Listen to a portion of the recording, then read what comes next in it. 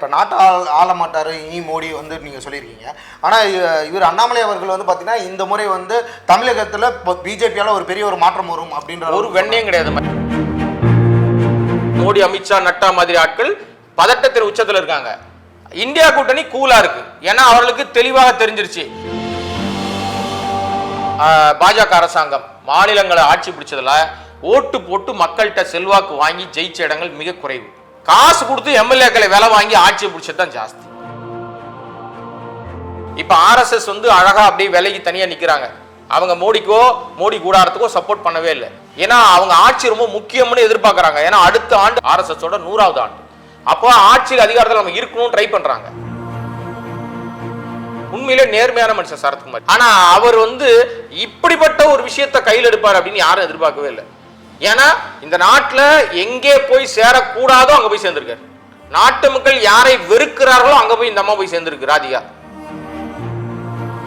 இங்க இன்னொருத்தர் வந்து பேசிட்டு இருக்காருல, பொய்யா பேசிட்டு இருக்காரு. அந்த பல்லுபடாத தலைவர் அண்ணாமலை அவர்கள். அது உங்க மாநில நான் அவர் பேரை, ஏன்னா பத்திரிகையாளர்களே அந்த வார்த்தை சொல்லிட்டாரு. அவர் பத்திரிகையாளர்களே பல்லுபடாத வேலை செய்யறவங்க, கேள்விகள் கேட்பாங்க அப்படின்ற மாதிரி ஒரு ஆபாச வார்த்தையை பேசினார். அப்ப சீமான் இதுவரைக்கும் பண்ணது எல்லாத்திலையும் பல இடங்கள்ல பொய் நிறைய பேசியிருக்காரு. இவர் மாதிரியே இந்த பொய் தலைவர் மாதிரி அவரு ஒரு தலைவரா நிறைய பொய் சொல்லியிருக்காரு. இந்த தேர்தல் முடிவில் வந்து பார்த்தீங்கன்னா இருவருக்கும் எந்த அளவுக்கு வந்து பார்த்தீங்கன்னா ரிசல்ட் இருக்கும், எத்தனை இடங்கள் ஜெயிப்பாங்க, யார் யாருக்கு?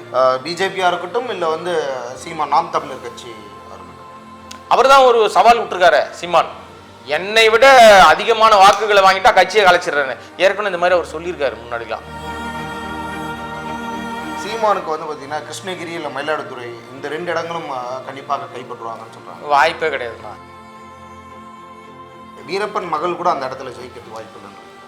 யாருமே வீரப்பன் என்ன பெரிய அவரே பெரிய இவர் சமுதாயத்துக்காக நிறைய இதை பண்ணிட்டாரா என்ன வீரப்பன்?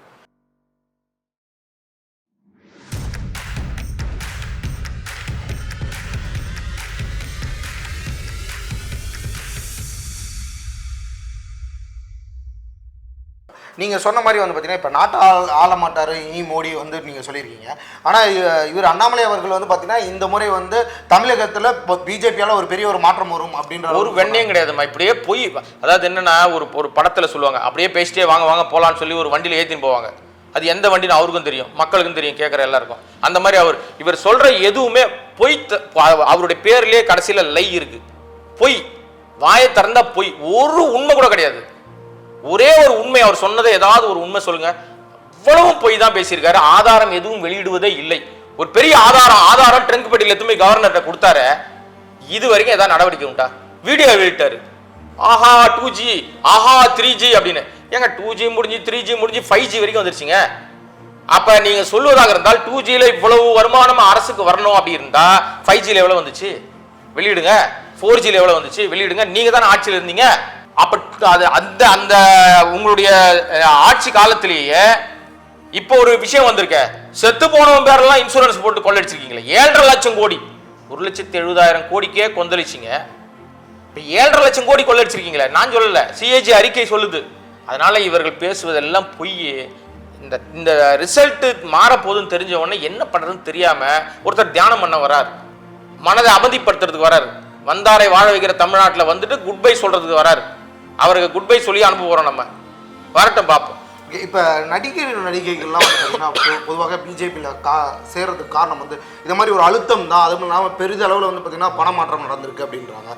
குஷ்புவாக இருக்கட்டும், சரத்குமாராக இருக்கட்டும், இவங்க எல்லாருமே வந்து பார்த்தீங்கன்னா படத்துக்காக அவங்கள ரசித்த மக்களை வந்து விட்டு கொடுத்துட்டாங்க அப்படின்ற ஒரு டாக் இருக்குது. இல்லை ஆக்சுவலாக என்னென்னா இது வந்து பிஜேபியில் போய் சேர்றதுன்னு இல்லை, மத்தியில் எந்த கட்சி வந்து இருந்தாலும் அது வந்து நடிகர்கள் திடீர்னு தேர்தல் நேரத்தில் போய் அரசியல் கட்சிகள் மாறி மாறி சேர்றது வழக்கம். குஷ்பு ஏன் அந்த கட்சியிலேருந்து காங்கிரஸ் வந்து ஓடி போய் சேர்ந்தாங்கன்னா அதுக்கு வந்து நீங்கள் சொல்கிற மாதிரி எனக்கு காரணம் தெரியல. ஆனால் அவங்களுக்கு வேறு அழுத்தங்கள்லாம் இருந்துச்சு. அவங்களுக்கு நிறைய சிக்கல் இருந்தது. அதன் காரணமாக தான் அங்கே போய் வந்து ஏன்னா அழுத்தங்கள் எல்லாருக்கும் தெரியும். அதை வெளிப்படையாக நம்ம வந்து பேசுறதுக்கான சாத்தியம் இல்லை. ஏன் இல்லை அப்படின்னா இது வந்து முழுமையாக ஒருத்தரோட தனிப்பட்ட அந்த காரணங்களை நாம வெளிப்படுத்தக்கூடாது. எனக்கு ஏன் அழுத்தம் வந்தது நான் ஜோசியம் சொல்ல முடியாது. அந்த காரணம் அது வந்து நிரூபிக்கப்பட்டிருந்தால் இதுதான் காரணம்னு சொல்லலாம். அங்க மாட்டிக்க கூடாது அப்படின்னு ஒரு மிகப்பெரிய சிக்கல். அந்த சிக்கலை வெளிப்படுத்துவது தார்மீக அடிப்படையில் பழகினதுனால எனக்கு அது உடன்பாடு இல்லை, அதனால சொல்ல விரும்பல. நான் அவர்கள் மனசாட்சிக்கு அது தெரியும், எங்கே தன்னுடைய கணவருக்கு சிக்கல் வந்துடும், எங்கே தனக்கு சிக்கல் வந்துடும், தன் குடும்பத்துக்கு சிக்கல் வந்துடும், பேர் கெட்டு போயிடும் அப்படின்னு தான் அவர் காங்கிரஸ்ல இருந்து ராத்திரியா ஃபிளைட்டை பிடிச்சி டெல்லியில போய் சேர்ந்தாங்க. அதற்கு முன்பாக அந்த ஆந்திரால 2 நடிகைகள் சிக்கினாங்க ஒரு விஷயத்துல. அதனுடைய எதிரொலியாக சிக்கல் எங்கே தன் கணவருக்கும் வந்துருமோ, இதுக்கு மேல வெளிப்படையை அதை நான் பேச முடியாது, இவ்வளவுதான் அதுக்கு சொல்ல முடியும். அதனுடைய வெளிப்பாடு தான் அவங்க போய் காங்கிரஸ் கட்சி சேர்ந்தது. நீங்க சொல்ற மாதிரி பண வரவு செலவு அப்படின்னு அது எல்லா கட்சியிலும் இருக்கும். எல்லா கட்சியிலையும் சேருவதற்கும் ஏதோ ஒரு ஆதாரம் தேவைப்படும், இல்லை அவங்களுக்கு ஏதாவது ஒரு உதவிகள் தேவைப்படும், ஏதோ ஒரு ஆதாயத்துக்காக தான் போவாங்க. அந்த தேர்தல் முடிஞ்ச உடனே அவங்க வேலையை பார்த்துட்டு போயிடுவாங்க. இப்போ போய் சேர்ந்த எல்லாரும் இவரே கட்சியை கலைச்சிட்டு போய் சேர்ந்தார். ராத்திரில எழுப்பி மனைவி கிட்ட பர்மிஷன் கேட்டாலும் சொன்னாங்க. அது பயங்கர மீம்ஸாலாம் போச்சு. யாரு? சரத்குமார். உண்மையிலே நேர்மையான மனுஷன் சரத்குமார். எனக்கெல்லாம் நிறைய நல்ல நண்பர், ரொம்ப நேர்மையா பழகுவதற்கு ரொம்ப நேர்மையானவர். ஒரு ஆபத்துனா அவர்கிட்ட போய் சொன்னோம்னா அது மருத்துவ உதவியா இருக்கலாம், பார்த்த எந்த விஷயமா இருந்தாலும் உடனடியாக தன்னால் முடிந்த விஷயங்களை செய்யக்கூடிய நல்ல மனிதர். ஆனா அவர் இப்படிப்பட்ட ஒரு விஷயத்தை கையில் எடுப்பார் அப்படின்னு யாரும் எதிர்பார்க்கவே இல்லை. ஏன்னா இந்த நாட்டில் எங்கே போய் சேரக்கூடாதோ அங்க போய் சேர்ந்திருக்காரு. நாட்டு மக்கள் யாரை வெறுக்கிறார்களோ அங்க போய் இந்த அம்மா போய் சேர்ந்திருக்கு ராதிகா. உலகத்துக்கே தெரியும் இந்த பிஜேபி என்பது மதவெறி கட்சி, அது கட்சியே கிடையாது. இன்றைக்கு மதம் எல்லாருக்கும் பிடிக்கும். எனக்கு ஒரு மதம் பிடிக்கும், உங்களுக்கு ஒரு மதம் பிடிக்கும். மதம் பிடிக்கிறது தப்பு இல்லை, மத வெறியாக மாறக்கூடாது. இப்ப இன்னைக்கு ஒரு நாட்டை ஆளுகிற பிரதமர் பேசுகிற பேச்சா ஒரு இடத்துல பேசுறது, இஸ்லாமியர் மீது அவ்வளவு வெறுப்புணர்ச்சி அப்படியே அனல் கக்குகிறார். அப்படிப்பட்ட ஒரு கூட்டத்துக்கிட்ட போய் இவங்க போய் சேர்றாங்கன்னா இவர்கள் மீதான பார்வை என்னவா இருக்கும் மக்கள்கிட்ட? மக்கள் அவர்களை கொண்டாடினாங்க. சித்தி அப்படின்னா எல்லா வீடுகளிலும் ஒரு காலகட்டத்தில் பயங்கரமா ஃபேமஸ் ஆனவங்க அவங்க. அப்படிப்பட்டவங்களுக்கான ஒரு பெரிய ஒரு வரவேற்பை பெறுவதற்கு பதிலாக ஐயோ இவங்களை சேர்க்கவே கூடாதுன்ற மாதிரி நிலைமைக்கு தள்ளுவதற்கு காரணம் இவங்களே தான். இவங்களுடைய வளர்ச்சிக்கும் இவங்களே காரணம், இவங்களுடைய வீழ்ச்சிக்கு இவங்களே காரணம். இவங்க அதை விட சும்மாவே இருந்திருக்கலாம். என்ன காரணத்தினால அங்க போய் சேர்ந்தாங்கன்னா அவங்களுக்கு தான் தெரியணும் என்ன பிரச்சனை. ஏன்னா அவங்க கட்சி நடத்தி பார்த்தாரு, திமுக இருந்து பார்த்தாரு, அங்க இருந்து பார்த்தாரு, இங்க இருந்து பார்த்தாரு, ஒன்னும் செல்ஃப் எடுக்கவே இல்லை. அவர் எம்பியெல்லாம் இருந்தார், தனக்கான மிகப்பெரிய அடையாளம் இருந்தும் அதையெல்லாம் விட்டுட்டு போய் இன்னொரு இடத்துல சேருவதற்கு என்ன காரணமா இருக்கும்? ஆதாயம் தான், வேற ஒன்றும் கிடையாது. அது ஆதாயம்ன்றது பதவியாக இருக்கலாம், பணமா இருக்கலாம், இல்லை வேற ஏதாவது செல்வாக்கு விஷயங்களா இருக்கலாம். இனி போக போக தான் தெரியும் அவங்க நினைச்சது என்னவா நினைச்சிருப்பாங்க. எப்படி மீண்டும் மோடி அப்படின்னு ஒரு கணக்கில் அவங்க போயிருப்பாங்க. இல்லை அவர் மோடி கூடாரம் காலி ஆகுதுன்றது இப்போதான் தெரிஞ்சிருக்கும். ஆஹா தப்பு பண்ணிட்டோமே இனி யோசித்து கண் கட்ட பிறகு சூரிய நமஸ்கார கதை தான். ஓகே, இப்போ ராகுல் வந்ததுக்கு அப்புறம் இப்போ ஏற்பட்ட இந்த விலைவாசி மாற்றங்கள்லாம் பார்த்தீங்கன்னா திருப்பி குறையறதுக்கான வாய்ப்புகள் இருக்கா? இல்லை, ராகுல் வந்ததுக்கு பிறகு அப்படின்னா அவர் என்ன பண்ண ஜோசியக்கார அவர், இல்லைன்னா மந்திரவாதியா ஜூம் மந்திரகாளி இது வரைக்கும் ஏத்தனதான் இறக்கிறேன் அப்படி கிடையாது. யாராக இருந்தாலும் ஆல்ரெடி கஜானாவை காலி பண்ணி வச்சுட்டு போனாங்க. தமிழ்நாடு இவ்வளவு தூரம் நிதி சிக்கல் இருந்தாலும் ஓரளவுக்கு சிக்கலை சமாளிக்கிற அளவுக்கு இருந்து ஒன்றியத்திலிருந்து பணமே கிடைக்கல, கொடுக்கவே மாட்டேங்கிறாங்க. ஆனாலும் இங்க நிர்வாகம் நடக்குது இல்லை. இந்த மாதிரி அங்க அவங்க என்னென்னலாம் காலி பண்ணி வச்சுட்டு போயிருக்காங்கன்னு பார்த்த பிறகுதான் நீ யார் மேல உட்காருவாங்கன்னு இன்னும் முடிவு ஆகல. ராகுல் தான் உட்காருவாரான்னு நீங்களும் சொல்ல முடியாது, நானும் சொல்ல முடியாது. என்ன நடக்கும்னு தெரியாது. 4ஆம் தேதிக்கு பிறகுதான் அது. ஏன்னா இவங்க 1ஆம் தேதி கூட்டம் போடுறாங்க, அங்க இந்த இந்தியா கூட்டணி அங்க மீட்டிங் போடுறாங்க. அந்த மீட்டிங்ல யார் யார் என்னென்ன விஷயங்கள், ஏன்னா இப்பவே ஆட்சி மாற்றத்துக்கான அறிகுறி தெரிஞ்சதுனாலதான் அவர்கள் எல்லாம் அதாவது பதட்டத்தினுடைய உச்சத்தில் இருக்கிறாங்க. என்டிஏ தலைவர்கள் மோடி, அமித்ஷா, நட்டா மாதிரி ஆட்கள் பதட்டத்தின் உச்சத்தில் இருக்காங்க. இந்தியா கூட்டணி கூலா இருக்கு. ஏன்னா அவர்களுக்கு தெளிவாக தெரிஞ்சிருச்சு இந்த மாநிலங்கள் என்னென்ன நடக்கும். அதனாலதான் வாக்குச்சீட்டுல தேர்தல் நடத்தினால் நாம டெபாசிட் கூட வாங்க மாட்டோம்னு வாக்கு எந்திரத்தின் மூலமா தேர்தல் நடத்தினாங்க. வாக்கு எந்திரத்திலையும் எதுவும் தில்லுமுள்ளி பண்ணிடுவாங்க, அதுல கூடுமானவரை நாம விழிப்புணர்வா இருக்கணும்னு கபில் சிபல் ஒரு பெரிய விழிப்புணர்வே கொண்டு வந்துட்டார். இப்படிதான் ஓட்டு போடணும், இப்படிதான் ஓட்டு போட்டதை நீங்க கால்குலேட் பண்ணணும், இதை கவனிங்க, இந்த எண்ணிக்கை கவனிங்க, இந்த எண்ணை பாருங்க, உஷாரா இருங்க. அப்படி இருந்தாலும் இவங்க எதுவும் தில்லுமுள்ளி பண்ணுவாங்க. ஏன்னா இதுவரைக்கும் பாஜக அரசாங்கம் மாநிலங்களை ஆட்சி பிடிச்சதுல ஓட்டு போட்டு மக்கள்கிட்ட செல்வாக்கு வாங்கி ஜெயிச்ச இடங்கள் மிக குறைவு. காசு கொடுத்து எம்எல்ஏக்களை வேலை வாங்கி ஆட்சியை பிடிச்சது தான் ஜாஸ்தி. இதுதான் அவருடைய இதுவரை இந்த நாட்டை அவர்கள் வழிநடத்தின விஷயம். இந்த 10 ஆண்டு காலத்தில் அது நிறைய இடத்துல நடந்துச்சு. 60,000 கோடி சும்மா இல்ல, எத்தனை கம்பெனிகளை சார் ஒண்ணுமே இல்ல. 10 ஆண்டுகளுக்கு முன்னாடி அதானி என்பவர் யாருன்னே தெரியாதுங்க. உங்களுக்கு தெரியுமா அதானியை 10 வருஷத்துக்கு முன்னாடி? யாருன்னே தெரியாது. அம்பானி தெரியுமா உங்களுக்கு? யாருன்னே தெரியாது. 10 ஆண்டுகள்ல உலக பணக்கார வரிசையில போறார். அவர் கூட தான் டிராவல் பண்றாரு மோடி. என்ன அநியாயம் இது? கார்பரேட்டுகளுக்கு மட்டும்தான் நீ ஆட்சி நடத்துறானா? என்ன அப்ப நம்மலாம் யாரு? விலைவாசியை குறைக்கணுன்றவங்க தான் ஆட்சியாளர்கள். விலைவாசியை ஏற்றி விட்டு வேடிக்கை பார்க்குறவங்க ஆட்சியாளர் கிடையாது. நாடே எங்கேயுமே ஸ்தம்பித்து போன வைரஸ் காலகட்டத்தில் ஒரு வாகனம் கூட போகாம இருந்துச்சு இங்கே அங்கேயும். அப்போ கூட பெட்ரோல் விலை 70 ரூபாய்க்கு குறையவே இல்லை. கச்சா எண்ணெய் விலை $0 கீழே இருந்துச்சு. அப்பவும் கச்சா எண்ணெய் விலை அவ்வளவு குறைஞ்சிருந்தாலும் பெட்ரோல் விலை இறங்கவே இல்லை. இதுதான் நாட்டு மக்கள் மீது காட்டுற அக்கறையா நீங்க? இதற்கு எல்லாத்துக்கும் விடிவாக தான் மக்கள் வந்து வச்சு செஞ்சிருக்காங்க. நிச்சயமா ஒரு பெரிய மாற்றம் இருக்கு, அதுல எந்த மாற்று கருத்து கிடையாது. மாற்றம் வந்த பிறகு தான் தெரியும் அடுத்தடுத்து என்ன பண்ண போறாங்கன்றது. ஏன்னா மக்கள் தெளிவா இருப்பாங்க. ஒரு முறை 2வது முறை ஏமாறுவாங்க, 3வது முறையில மக்களை ஏமாத்தல முடியாது. நீங்க மதவெறி வெறுப்பின் மூலமாக அந்த மதத்தை தூண்டி இப்ப ராமர் கோயில் கட்டலன்னு சொல்லி 14 ஆட்சியை பிடிச்சிங்க.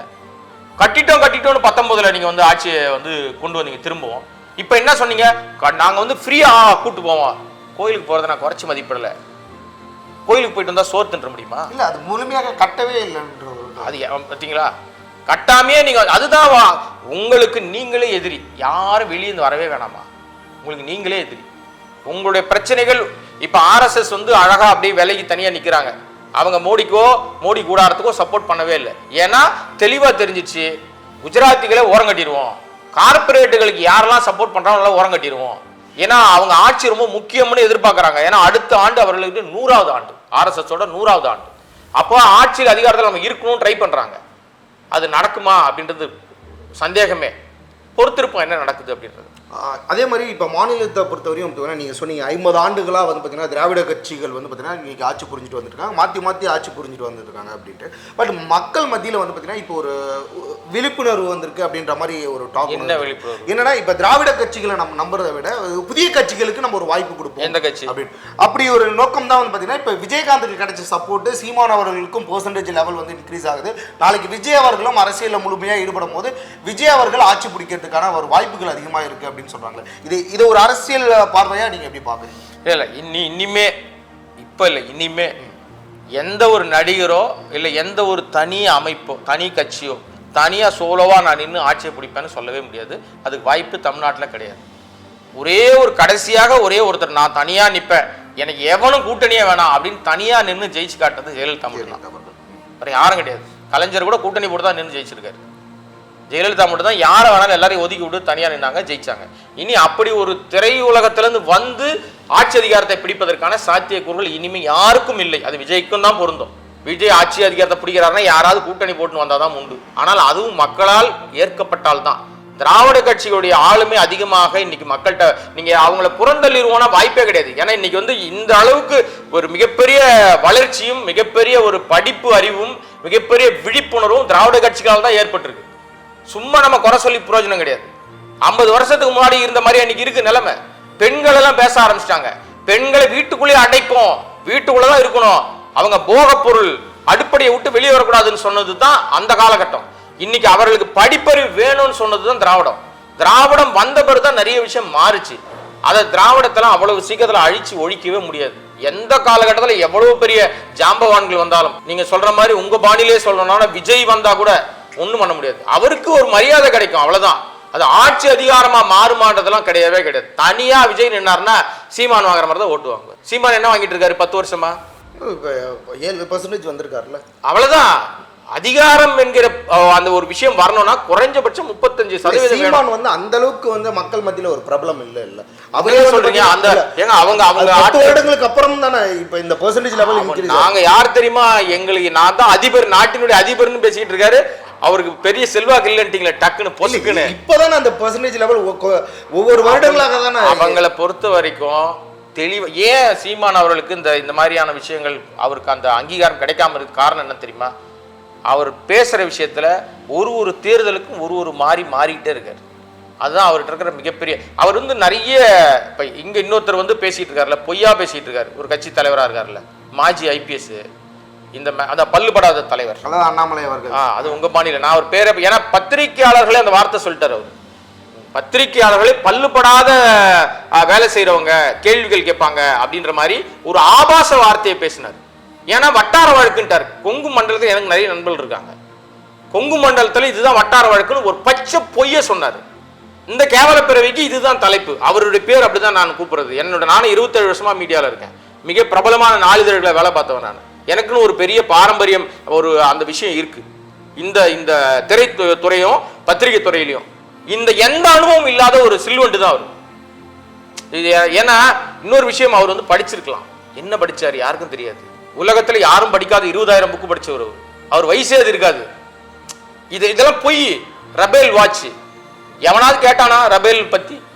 மறந்திருந்த விஷயத்த ஆரம்பிச்சு வச்சாரு.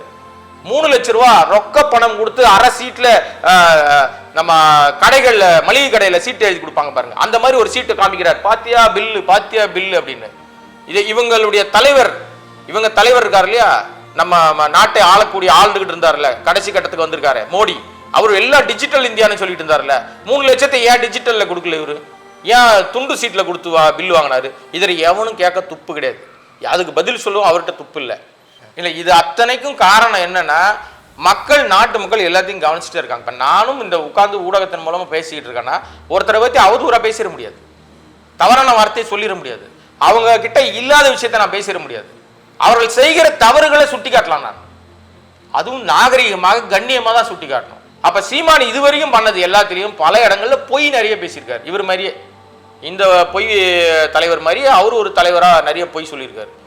நான் கத்துக்கிட்டேன், எனக்கு வந்து கத்து கொடுத்தாங்க, ஆமகரி சுட்டு கொடுத்தாரு, அவர் பிரபாகரன் வந்து கப்பலை சுட்டு விளையாடினாரு. இதெல்லாம் எவன் கேட்டான்?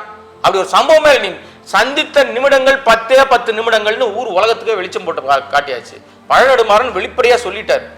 குளத்தூர் மணியில் ஆரம்பிச்சு பல மரியாதைக்குரியவர்கள்லாம் நிறைய தகவல்களை வெளிப்படுத்திட்டாங்க. பிரபாகரனோட நேரடி தொடர்புல இருந்தவங்கலாம், இயக்குனர் மகேந்திரன் அவ்வளவு நேரடி தொடர்புல இருந்தவர், மறைந்த மகேந்திரன். ஏன் இந்த மாதிரி பச்சை போய் சொல்றீங்க? ஓகேண்ணா, இந்த அதனால அப்படிப்பட்டவர்களுக்கு அங்கீகாரம் என்பது இல்லை இல்லையா? இது மக்கள் தெளிவா புரிஞ்சுக்கிட்டு இருக்கனால இதே நிலையில மீண்டும் மக்களை போய் இவங்க சந்திச்சாலும் இவர்கள் கிடைக்கிற இதே மரியாதை தான் கிடைக்கும். புதுசா போய் வானத்துல உட்காரலாம் வச்சிட மாட்டாங்க. இந்த தேர்தல் முடிவில் வந்து பார்த்தீங்கன்னா இருவருக்கும் எந்த அளவுக்கு வந்து பார்த்தீங்கன்னா ரிசல்ட் இருக்கும்? எத்தனை இடங்கள் ஜெயிப்பாங்க? யார் யாருக்கு? பிஜேபியாக இருக்கட்டும், இல்லை வந்து சீமான் நாம் தமிழர் கட்சி இருக்கட்டும். அவர் தான் ஒரு சவால் விட்டுருக்காரு சீமான். என்னை விட அதிகமான வாக்குகளை வாங்கிட்டா கட்சியை கலைச்சிடுறேன்னு ஏற்கனவே இந்த மாதிரி அவர் சொல்லியிருக்காரு முன்னாடிலாம். ஆனால் வாக்குகளை வாங்கிட்டாங்களா, அவர் கட்சியை கலைச்சாரான்னு தெரியல. இந்த முறை எல்லாரும் வாட்ச் பண்ணிட்டே இருக்காங்க. சோசியல் மீடியாவில் சவால் வேற விட்டுருக்காரு. பாஜகவுக்கு 0 தான் கிடைக்கும், ஒரு இடம் கூட கிடைக்க வாய்ப்பு இல்லை தமிழ்நாட்டை பொறுத்த வரைக்கும். கோயம்புத்தூர் அவருக்கான ஒரு ஃபேவரான, அங்கே வந்து 3வது இடத்துக்கு வராரான்னு பாருங்க. டெபாசிட் கிடைக்குதான்னு பாருங்க. முதல்ல வாய்ப்பு ரொம்ப கம்மி. தமிழ்நாட்டில் கிடைக்கவே கிடைக்காது. நயினார் நாகேந்திரனுக்கு அந்த வாய்ப்பு இருந்துச்சு. அதாவது அப்பார்ட் ஃப்ரம் பிஜேபி அவர் தனியாக தனக்கான ஒரு செல்வாக்க வச்சிருக்காரு. அந்த மரியாதையில் நயினார் நாகேந்திரனுக்கு ஒரு வாய்ப்பு கிடைத்த மாதிரி இருந்துச்சு. அதையும் வந்து இந்த 4 கோடி ரூபாய் விஷயத்துல மாட்டிக்கிட்டாரு. அதோட சோலி முடிச்சிட்டாங்க. சீமானுக்கு வந்து பார்த்தீங்கன்னா கிருஷ்ணகிரி இல்லை மயிலாடுதுறை இந்த 2 இடங்களும் கண்டிப்பாக கைப்பற்றுவாங்கன்னு சொல்கிறாங்க. வாய்ப்பே கிடையாதுமா. சீமானுக்கு வழக்கம் போல் அவர்கள் வந்து 3வது இடம் 4வது இடம் தான் பிடிப்பாங்க. நாங்கள் தான் வந்து 3வது பெரிய கட்சின்னு அவர் சொல்லுவார். அந்த வாக்கு சதவீதம் கிடைக்க வாய்ப்பு இருக்க தவிர மற்றபடி அவருக்கு அந்த வெற்றி கோட்டை எட்டுவதற்கோ இல்லைன்னா டெபாசிட் பெறுவதற்கோ அவருக்கு வாய்ப்பு இல்லை. ஓகே, வீரப்பன் மகள் கூட அந்த இடத்துல ஜெயிக்கிறதுக்கு வாய்ப்பு இல்லைன்றீங்க? யாருமே வீரப்பன் என்ன பெரிய அப்படியே பெரிய இவர் சமுதாயத்துக்காக நிறைய எதாவது பண்ணிட்டாரா என்ன? வீரப்பன் ஒன்றும் பண்ணலையே. அவர் சார்ந்த மக்கள்கிட்ட அந்த மக்களுக்கு அவர் நல்லது பண்ணியிருக்காரு, அவ்வளோதான். அவர் வந்து கொள்ளக்காரனா, திருடனா, சந்தன மரத்தை வெட்டி வித்தவரா, அவர் அது தனிப்பட்ட விஷயம். அரசாங்க ரீதியாக அவர் வந்து இன்னும் அவர் மீது பல வழக்குகளை அவர் இன்னும் வந்து கொள்ளைக்காரனா தான் காட்டப்படுது, கொலைக்காரனா தான் காட்டப்படுது. ஆனால் அவர் ஒன்றும் சமூகத்துக்கு ஒன்றும் பெரிய மாற்றங்களை ஒன்றும் செஞ்சிடலையே. அதனால அவர் சொன்ன உடனே ஓட்டு போட்டுருவாங்களா எல்லாரும்? அதெல்லாம் ஒன்றும் கிடையாது. ஆனால் என்ன, அவர் இருந்த காலகட்டங்கள் எனக்கு வீரப்பனை எப்படி பிடிக்கும், அவர் எனக்கு அவருடைய அந்த வாழ்க்கை முறையில மிக முக்கியமான சில விஷயங்கள். பெண்கள் அவ்வளவு மரியாதை கொடுக்குற மனிதரா நான் பார்க்குறேன். அவரை பார்த்துருக்கேன். பார்த்துருக்கேன்னா நான் அவரை போய் பார்த்ததில்ல. அவரை சந்தித்த நண்பர் இருக்காரு சிவசுப்ரமணியம், எனக்கு நண்பர். அவர் எழுதிய புத்தகங்களை நான் வாசித்திருக்கேன். அந்த காலகட்டங்கள் நடந்த நிகழ்வுகளை நானும் செய்தியாளராக வாட்ச் பண்ணியிருக்கேன். ஸோ அந்த பெண்களுக்கு மரியாதை கொடுக்குற மனிதராகவும், அவர் இருந்த காலகட்டத்தில் தண்ணி தர மாட்டேன்ற இப்போ வந்து கொடி பிடிக்கிற கர்நாடகமாக இருக்கட்டும், முல்லை பெரியார் பிரச்சனையாக இருக்கட்டும், அதெல்லாம் வாயே திறக்கல. எல்லாம் வாய் மூடி மௌனமாக இருந்தாங்க. எல்லாம் 40 வாரத்தை மூடிக்கிட்டு இருந்தாங்க அப்போ. ஸோ அது ஒரு பெரிய சிம்ம சொப்பனமாக இருந்தார்.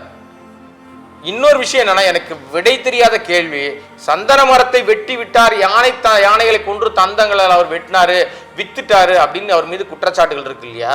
அப்படியே குற்றச்சாட்டுகள் இருந்தாலும் அதை அவர் வித்திருந்தால் யாரோ ஒருத்தனுக்கு வித்திருக்கணும் வெளியில. அந்த பணத்தை வாங்கி அவர் பெரிய மாட மாளிகை கட்டியிருக்கணும் காட்டுக்குள்ள. அது எதுவும் ரெண்டும் நடக்கவே இல்லை.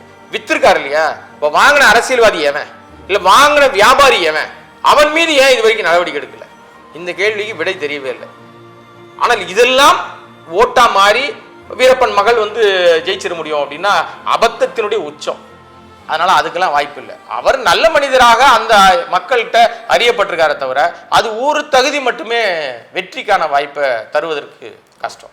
தொடர்ந்து உங்களோட நிறைய இன்டர்வியூஸ்லாம் பார்த்துட்டு வந்துட்டு இருக்கோம். அதில் எதுவுமே வந்து எதுலையுமே வந்து பார்த்தீங்கன்னா டிஎம்கேக்கு வந்து பார்த்தீங்கன்னா ஒரு ஆப்போசிட்டா சொல்ல மாட்டேங்க. டிஎம்கே உடைய ஆதரவாளர் நீங்க. அப்படிதான் இருக்கு. உங்களுக்கும் பெரிய அளவில் ஏதாச்சும் பணம் பற்ற